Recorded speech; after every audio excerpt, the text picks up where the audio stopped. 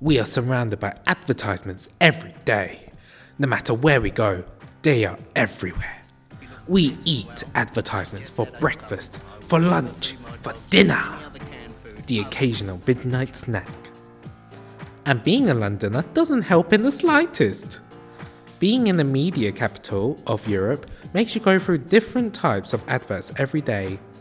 As the advertising industries in the UK spends a shocking £20 billion in order to build an opinion and a brand image without you noticing. How about we get on the tube? Oh wow, vitamins that I can take and pretend to be healthy. Oh, then how about getting on the bus? Oh wait, look at that blockbuster film with that thick guy in the movie.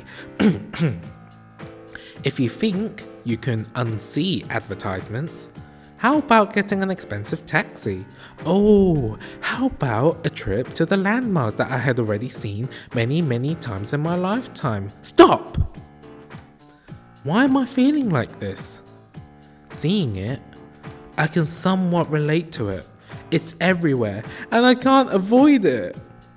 This effect is the mere exposure effect. It's a complicated word, however it is nothing more than a psychological phenomenon by which people tend to develop a preference for things merely because they are familiar with them. By repeated exposure, consumers gradually start to like the product without ever having to try hard. I get sick of the same old ad from time to time, but advertisers are smart enough to change ads so I can never stop being a loyal sheep. Also effective to the 3.5 million people other than yourself travelling around London every day. To sell a product, there are no rational arguments. Instead, the main point is to touch the emotions of consumers with subtlety.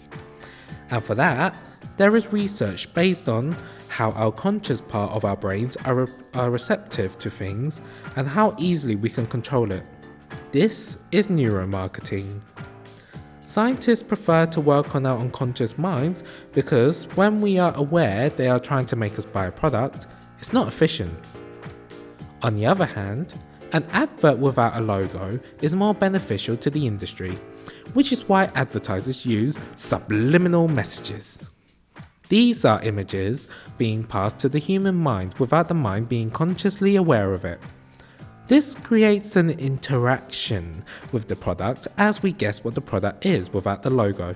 For example, Coca-Cola, recognized by 94% of the world population. In a visual way, positive emotions, the use of celebrities, models, is a good tactic as well. Even the colors interact with us. Red, excitement. Green, health and freshness. Blue, security. But what do I really think when I view these advertisements? So who here knows about Nike? A lot of people I know are already wearing them, and I would be surprised if some of you have never heard of it.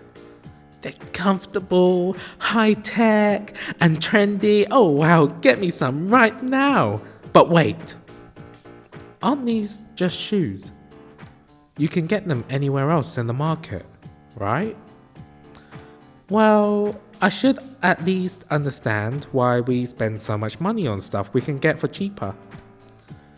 Maybe because we like to have people liking us by having items that everyone else has as well, in order to feel as though we fit in and not feel left out.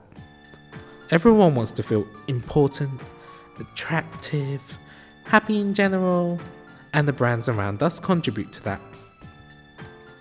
At least we're trying to think they are, as we tend to look at the positive elements of a product while ignoring its disadvantages. We trust them with their products and bingo! This is actually the top goal in content marketing, to keep selling the products to the consumers. It's like a vicious circle, and all of this is not happening without repercussions. Like we said before, advertising is everywhere and has a big influence, especially on the youth, leading up to excess addiction, obesity, anorexia, problems with the environment, and social inequality. Is this the ideal life that is being sold to you?